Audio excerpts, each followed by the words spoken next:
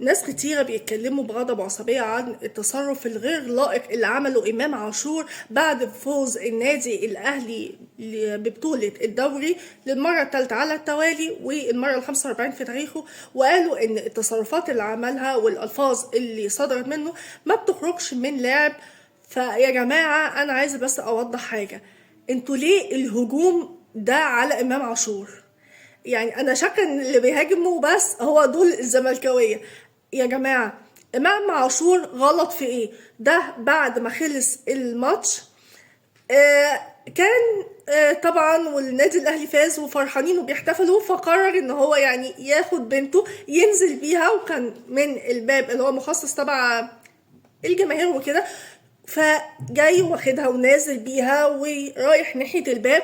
اللي واقف على البوابة رفض تماما ان هو يدخله، على اساس ان هو جايب حد من بره، جايب بقى ابن خالة عم امه، في ايه يا جماعة؟ ده جايب بنته بيحتفلوا والماتش خلص. ففي ناس يقولك اصل اللي واقف على البوابه ما يعرفوش. لا والله، ده على اساس احنا هبل بقى ودقين عصافير واحنا مصدقين الكلام العبيط اللي اتقال. هو ايه اللي ما يعرفوش؟ قال بيحسبوه واحد من الجماهير داخل. ما هو في حد ما يعرفش امام عاشور ولابس الفانيلا بتاعه النادي الاهلي ولابس كل حاجه وكمان وش امام عاشور، فبرضه ما يعرفوش؟ يا سلام. ده وجايب بنته، وده طبيعي عادي. اكتر اللعيبه في العالم وفي الدول العالميه يعني والانديه المشهوره جدا والعالميه زي ما قلت، بعد ما بيخلص الماتش بيجيبوا كمان مش بس بناتهم، ده ممكن يعني زوجاتهم وكده، وبيبقوا في الاستاد. اصلا ما يقولك لا ممنوع ده في الاستاد وما ينفعش حد ينزل، لا بدل خلص الماتش خلاص تمام دول بيحتفلوا. فبقى في الناس اللي عايزه تتصور بتيجي بتنزل، في ممكن اسرتهم بتيجي بتنزل عادي. فانتوا بقى ليه تعملوا بقى ايه فرافير بقى؟ ولا ما ينفعش. وان هو اتعصب هو يقول له افتح، يقول له لا، يقول له الناس بتصور، لا، وشايل بنته على كتفه وهو خايف عليها احسن تقع، وهو بيحاول يفتح، لا لا لا لا، حط البنت وقال لها امسكي كويس في الحديد، وبعصبيه انه وصله الحاله من العصبيه. فانت مش راضي تفتح ليه يعني؟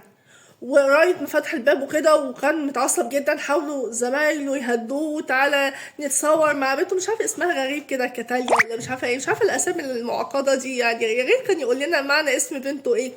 بس بنته على الصوره خالص، ويقول لك اصل هو كان عايز ينزل مراته الاستاد. ما ينزلها، مش خلص الماتش كسبوا واحتفلوا، طب ايه اللي فيها؟ فبصراحة أنا مش فاهمة ليه الهجوم. وفي ناس يقولك لا ده عيب وإزاي لازم يتعاقب وإيه الألفاظ اللي قالها دي. طب أنتوا ما شفتوش الأول كان إيه الفعل عشان تشوفوا رد الفعل؟ يقولك أصل ما ينفعش يصدر من اللاعب. يا جماعة ده إنسان ويتعصب، فإحنا مش ملايكة. ده المفروض اللي يتعاقب مش إمام عاشور، ده المفروض يتعاقب اللي واقف على البوابة، لأن أصلا ما ينفعش يعمل كده. ويقول لك ما يعرفش وقانون ومش قانون بيحسبوا ايه. بلاش الحجج ان انتوا تتحججوا للي واقف على البوابه ده ومنعوا ان هو يدخل على اساس ان هو مثلا ابن خالتكم. فبلاش تدافعوا عن الغلط وانتوا عارفين ان هو غلط.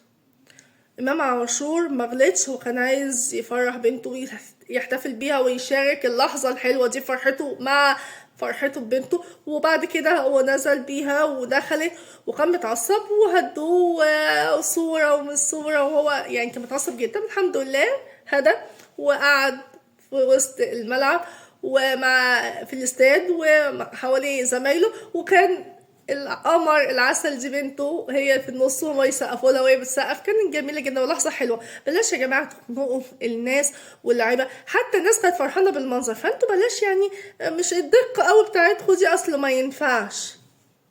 لا ينفع. ومبروك للنادي الاهلي.